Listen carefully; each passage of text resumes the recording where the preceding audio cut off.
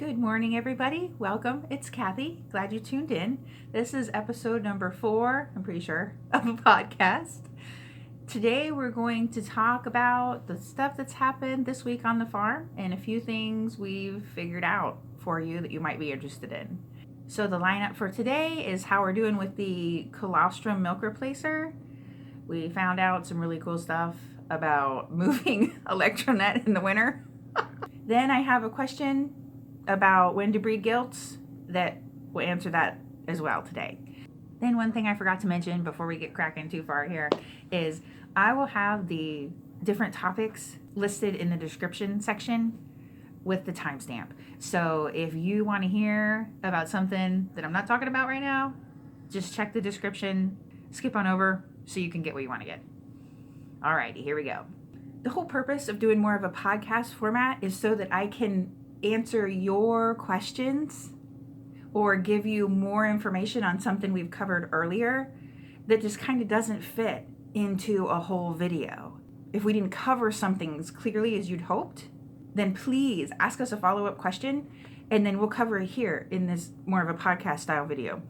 So anyway, and it of course helps me improve my camera skills, which I'm working on that too. Anyway, so if you have a question, please let us know and we'll start off today with the question that I did get.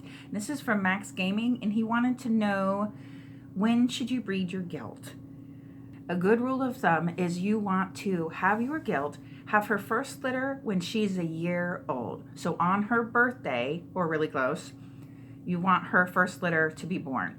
And since the gestation is roughly 4 months, a little bit less, it's 3 months, 3 weeks, 3 days, and actually 114 days.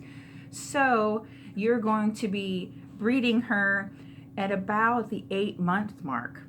And you want her to be around 300 pounds. You want her to be of good size so that her body can support the pregnancy and that she'll have the ability to milk really well for the piglets. So that's why you don't want to breed her sooner than that, because she's just a little bit bigger if she farrows at a year versus if you'd run her with a boar at when she's more like 6 months, then she's farrowing at 10 months old, and this is a little bit too soon.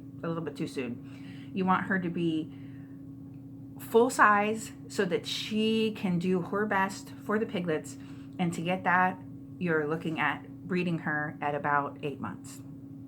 And I also should add, which means if you have a boar on your farm, you need to keep your gilts separate.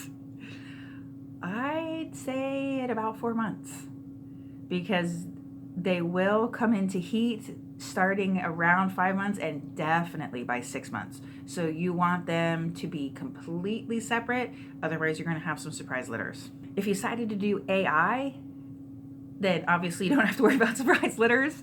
But what will help you is keep track of her heat cycles when she starts coming in, so that you will have which is generally every 3 weeks. So start marking that down on the calendar so that you know when to place your semen order for when she'll be coming into heat at around the 8-month mark.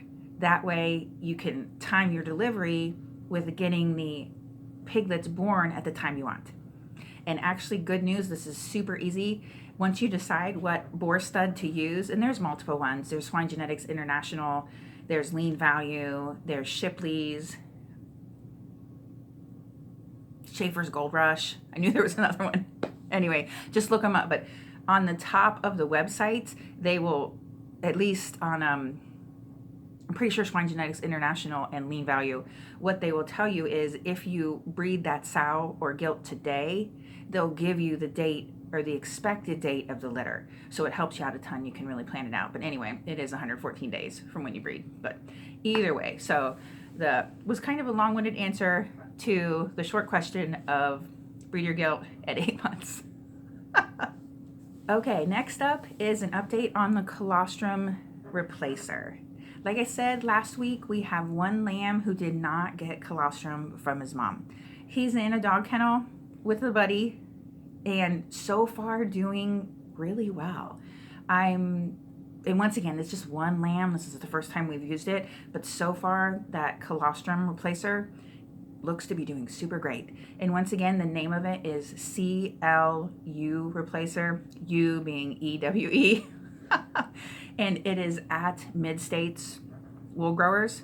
If the place where you get your feed or your lambing supplies is a dealer for Mid-States, they'll have it too. So that's where we get it. We get our feed at Mount Hope Ag, and they have Mid-States products there. So that's super nice that we don't have to order anything special. So anyway, so far that Colostrum Replacer is doing great. I'm not comfortable yet saying it's a full go, because I want another like week or so to see how the lamb's doing. But so far, the little monster looks great. He's really, really coming on. They're growing super. So far, looking good. Okay, next up, we have, I call it our secret weapon. That's kind of funny. Anyway, okay, let me back up a little. We have the main group of ewes out at the far edge of the property because it's, despite the fact that it takes a while to get there. We take the tractor out with the haylage bales. Anyway, it takes a while to get there, but it's the nicest spot because there's woods on two sides and it's hilly back there. So no matter where the wind is coming from, it's great to be back there. It's such a nice place. Even if it's windy at the house, get back there where the ewes are, and between the woods and the hills, it's always really great there. It doesn't save them from the cold, but the wind, it's really super. Anyway, so we're back there. They are on Electronet. We have 2 lines of Electronet. That way you pull the tractor into the first little almost box and then open the second line that's holding the sheep back. So the tractor goes through 2 lines of Electronet. That way you can get into the field without letting the sheep out. Anyway, we've had kind of a crazy year, and this is circling back to the secret weapon thing. We've had kind of a crazy year, and around here, if we get snow, it tends to come on wet ground. Or if we get frozen ground, we tend to not get a lot of snow. However, this year, we got frozen ground and a good bit of snow, which means every time we take that alleyway of Electronet down so we can drive through there, the tractor obviously drives over the snow, repositions the snow a little bit, and covers up the holes. So since the ground is frozen, you can't shove the post back in. And you'd think eventually you'd dig around and find them a little bit. How far off could they really be? It's terrible to find them. Just terrible. Especially when the snow is really, I'd call it granular, more like sugar. It just blows the holes right over, and between the tractor and the sheep that come over to try to eat the hay, you just can't find the holes. So the secret weapon here, the thing that Jason figured out, and this was a great idea, take the cordless drill out there. So if you can't quickly find the holes, just drill a new one. Just drill a new one. It works great. Now I have to admit that the snow has changed a little bit. It's a little bit warmer, and so the snow itself is a little bit wetter. You can see the holes that you had before. But like last week, it was colder, and like I said, the snow was more granular, and it would just blow those shut, and look, and you still couldn't find the little monsters. But now we just take the cordless drill out there. Works great. So if you're having trouble with that, especially since we just have the normal post. Premier does have a poundable post fence line that you can get, a poundable post Electronet. We don't have that. So we just have the regular Electronet, which means if we'd pound on the posts too much, we're gonna break them. To save the posts, the best thing to do if you're having trouble finding the hole in frozen ground, just take the drill out there. It works really good. Alrighty, the next topic on the list is we have a few, well actually 2, ram lambs. These are market lambs, they're just not castrated. 2 ram lambs that seem to have Listeria. So we are treating them for it. We are using the treatment as outlined on Onion Creek Ranch. If you want to look it up, if you just look up Onion Creek Ranch Listeria, the treatment we're using will come up. It's in her. Okay, let me back up a little. Onion Creek Ranch is run by Susan Gasparato, and she is just super with bringing up information that she has discovered over the past like 30 some years raising goats. And I realize I'm talking sheep here, but this treatment so far is working for us. We've used it last year. Anyway, look it up. It's Onion Creek Ranch Listeria, and you want the article that was put out October last year, so October 2020. It gives the dosage treatment, or the dosage amounts, it gives the times. We are giving the shots every 6 hours, which is sometimes not the greatest schedule. Actually, it's kind of funny. I was thinking, I was just past, lamb watch, getting up at 4 a.m. to take my shift in lambs. I'm like, yeah, we can start sleeping the full night now. And no, we're on the every 6 hour plan. But it's worth your effort because it works. Check out Onion Creek Ranch Listeria, and like I said, October 2020 article. And by article, I mean she has a section of her website called Meat Goat Mania, and it's a newsletter she puts out every month. Super good. Tons of information there. And she has archived all the past stuff. So look through there. They have tons and tons of information. Anyway, a little bit more on what happened with these two characters.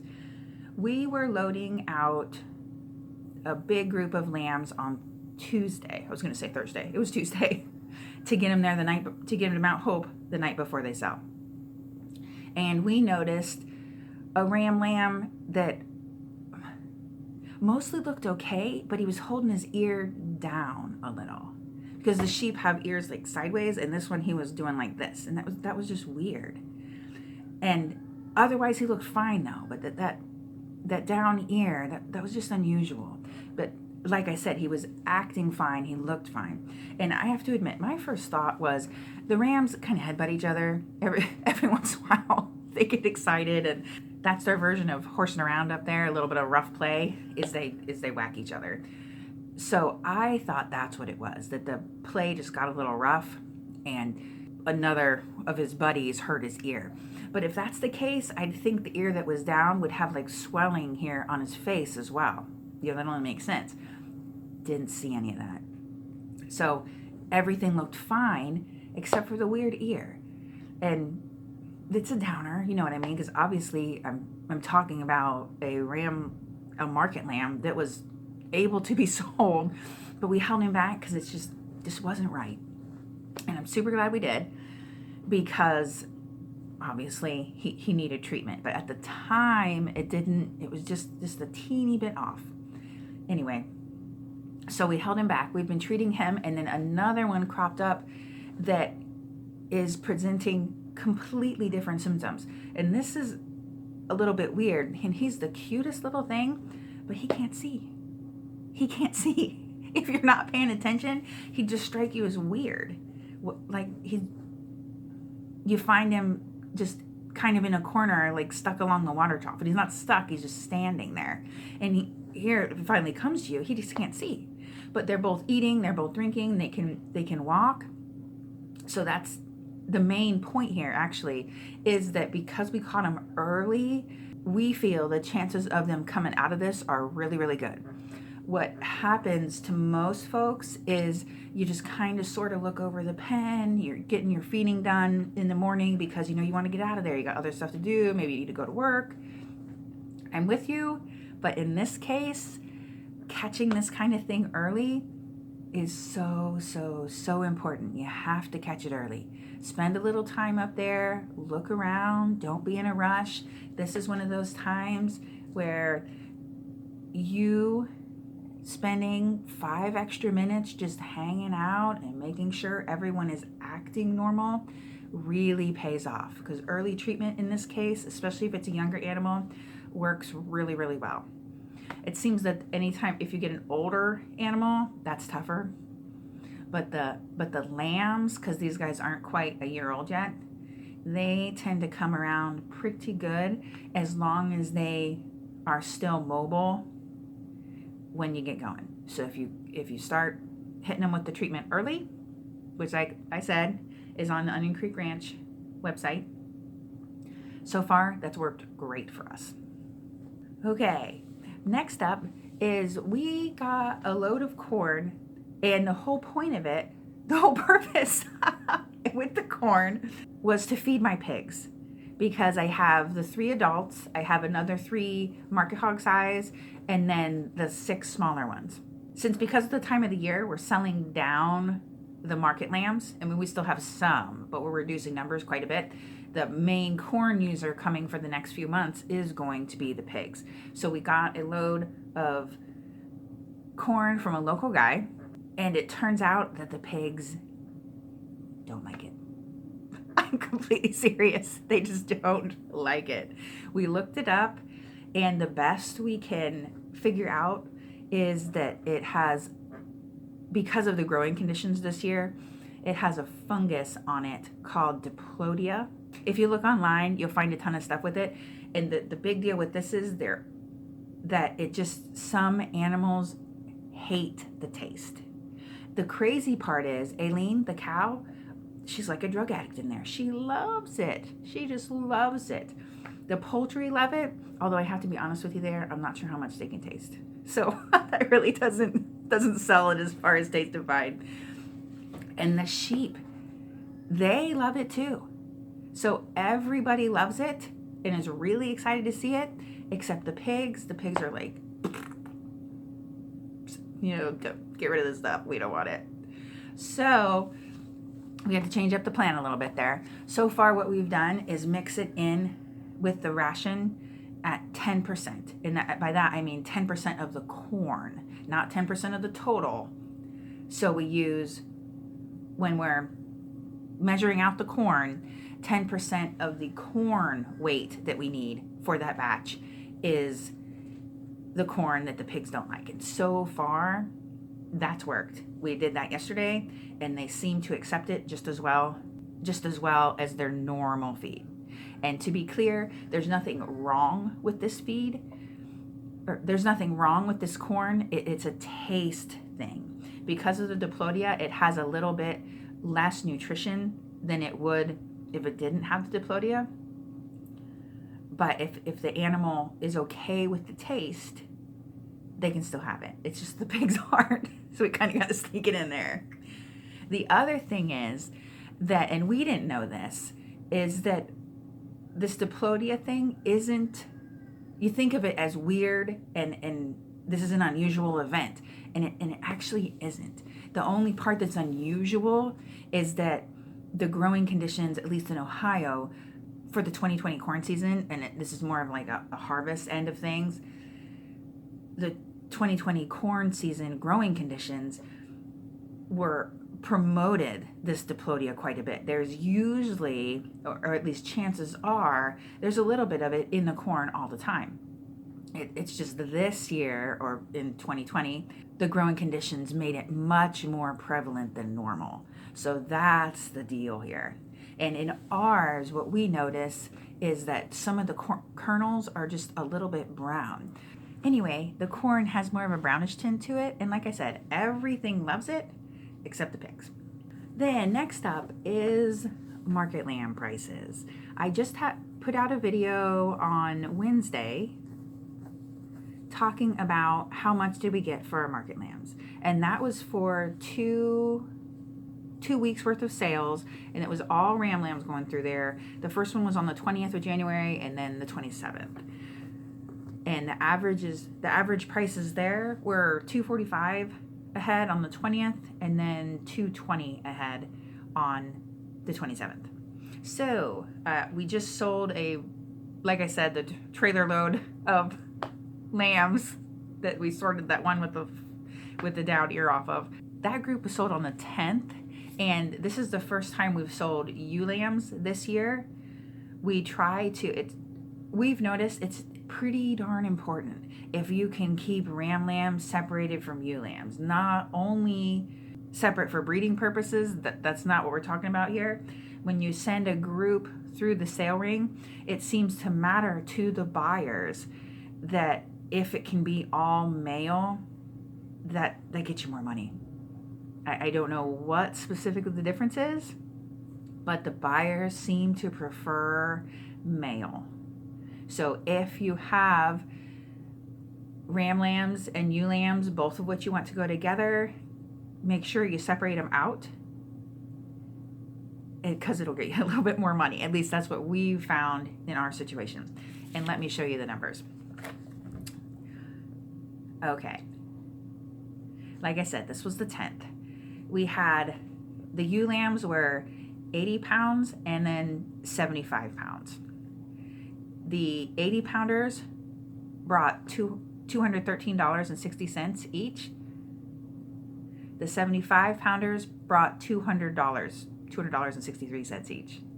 And they both those groups got a bid per head of $267.50. So $267.50 per 100 pounds, or $2.67 per pound. It depends on how you want to figure it. Anyway, either way, so the ewe lambs brought between $213 and $220. Whereas at the same sale, the ram lambs, who, to be fair, were a little bit heavier, the group that weighed an average of 89 pounds, they brought $242.53 each. Then the group that weighed, and there was just two in this group that weighed 100 pounds each, they brought $260 each. So on the same day, with pretty much, with very, very similar bid prices, the ram lambs brought between $30 and more than $50, actually $60 more each a head. And that's mostly just, the difference is due to a little bit to weight, but the buyers seem to be interested more in the ram lambs. So if you have the option, split them up, because you'll get a little bit more money. Once again, if you watched the video that came out on Wednesday, I gave the prices for those lambs at $245 and $220. As we go further into the spring, the price holds or actually goes up. But obviously that's a trade-off because you did a little bit more work. But the reason we do it is because if you'd sell those lambs straight off pasture, you're talking $100, maybe $150. So if you put a little bit more work into them, you get a much better price, because it's super popular around here to sell lambs at a lower weight. So you're just tapping out of the supply right now. There aren't a ton of people who have the higher weight lambs. So that gets us a better price. And that's just how we do things around here. Some people like to do more, I call it more of a hothouse lamb, the younger lambs, like 40 to 60 pounds. But we prefer to go closer to 100 pounds. It seems to work better for us and with our genetics. Then the final thing, and this has nothing to do with the farm, well, not really, a little bit. We did sell the Cotswold ram. However, I still have his fleece. So this is what I'm working on. Here is a lock of the fleece, and I just pull it right off. And you can tell it's just raw fleece. I didn't wash it. Anyway, I separate this out just like this. And you end up with a pile more like this. And then I spin right off of it. Let me see, here we go. Kind of like that. And then I knitted this. And then with this same size needle, I knitted this little piece that I also felted. So, and I'm just messing around with it. And like, it was weird there. I'm just messing around with it. I didn't know what it would do. And to be honest, the yarn is a little scratchy. Yeah, but no surprise there. It spins up so easy, and because I spin worsted, it goes great.